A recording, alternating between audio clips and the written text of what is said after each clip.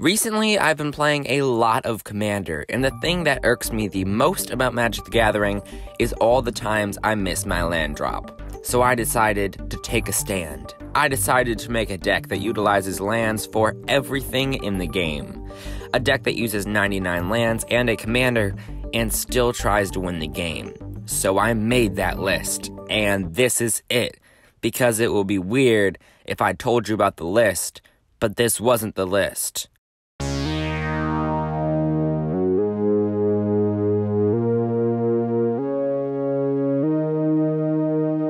So the most important thing about this deck is the Commander. There are better Commanders for a deck that runs mostly lands, but a few key combo pieces, but that's not what we want to make. We want to make a deck that uses entirely lands, so a 5-color Commander makes the most sense. This way, we can use Magic's rich history to use lands from years prior to give ourselves the best chance of winning. But in order to do this, we need to have a break-the-bank deck tech so that we may afford all of these lands. Our Commander, being 5 colors, can be any number of creatures, but for this deck, Child of Alara is our best option because it has a die trigger that now actually triggers when it dies, even though it is our Commander. Because it is a repeatable board wipe, it gives us, as a deck that plays all lands, an incredible advantage as we can just board wipe again and again with no downside to our deck. And because we play all lands, we can just play our Commander time and time again. But to fully understand how this deck can have a shot at victory, we need to examine the deck list. What EDH decks really need is card draw, ramp, removal, graveyard hate, and a win condition, which we somehow have all in this deck.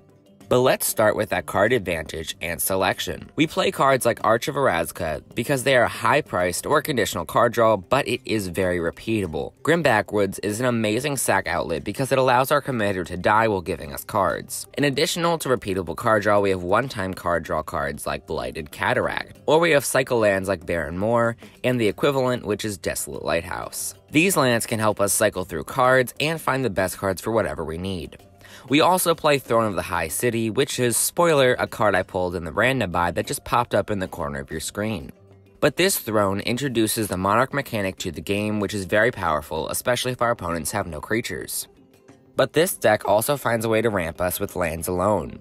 Urborg, Tomb of Yawgmoth, is a classic card for its ramp combo with another card, Cabal Coffers, as every land becomes a swamp and then we make a lot of mana. But to help us in this combo, we play Teleria West. It's an incredible tutor. It's probably at this point, or earlier, that many of you are wondering why Golos is not our Commander, because this is a legendary that enters and searches for a land. This is because that creature, however powerful, is going to have to face down the rest of the board itself, and in a land deck, if we want to win, we have to be somewhat in control of the board. But moving back into the ramp, we play Temple of the False God because we obviously will have enough lands to activate it, and Ancient Tomb is a very similar effect.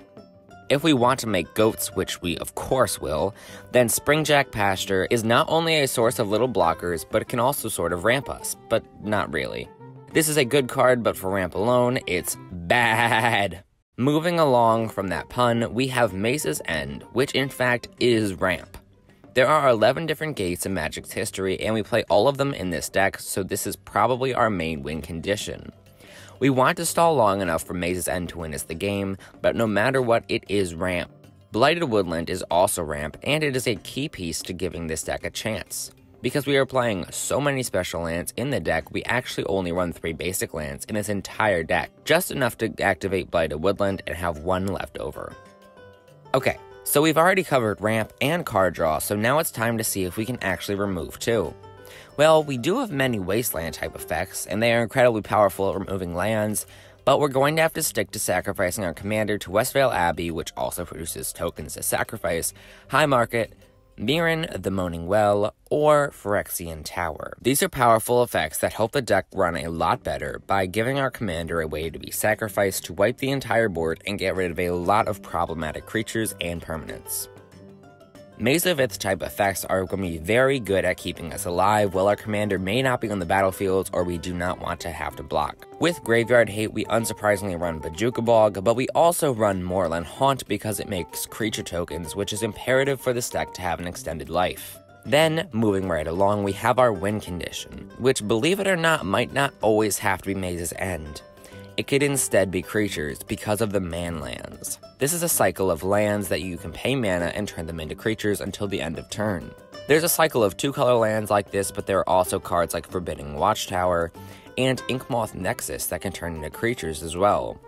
For the most part, we don't want to have to use these lands to block bigger creatures, because that's what our commander is meant for. But we do still have backups for blockers, but we can find those in the forms of Dark Depths, which, by the way, is one of the best mana sinks in this deck and in the game, Dryad Arbor, which is a land creature, Colony Garden, which enters and gives us an 0/1 plant, that's a very good thing to block with, and Keep, your one-stop shop for all things trump blockers. And then we run Vesuva to double any of those effects so that we may survive. Remember, this deck is about surviving a lot of the time, because this deck exists mostly for the fun of it, for the challenge of playing a deck with 99 lands. To be fair, that's a lot of decks on this channel, trying to take a concept that's less powerful and bolster it up, make it somewhat powerful or at least more doable. But if all else fails, then we can use our trusty backup plan, commander damage. Our commander is trample, so a Teetering Peaks plus any number of the Kamigawa lands makes our commander a powerful threat to many opponents. There are many other lands as well from sets throughout the years, like a Kessig Wolf Run, and then we can ensure a victory with Rogue's Passage. And if somehow that fails and you struggle to stay alive, Glacial Chasm may be able to give you a few turns for Maze's End to do its work. But there is one last section of cards that we're going to play in this deck. Rashad and Port type miscellaneous cards are also key for this deck and not to be ignored. This is because we need them to round out this list, and because every single effect we see on a land matters. Also because all we do is activate lands, we don't really need our turn as much as other decks. Therefore, Magosi the Water Veil can be good for those turns where we want to attack a tapped down opponent twice in a row and maybe even take them out. Overall, this deck is meant, as I said, to make an insane concept work, so I hope you enjoyed it. If you did, then please subscribe to this channel, because it will be my privilege to have a person like you subscribe to me. Yes, you. If you're going to purchase any cards, then TCG Player is the best place to buy trading cards online, and if you use the affiliate link in the description below, you can help out the channel a lot. Don't forget to like and comment, because it makes me really happy. Thank you guys so much for watching, and have a great day.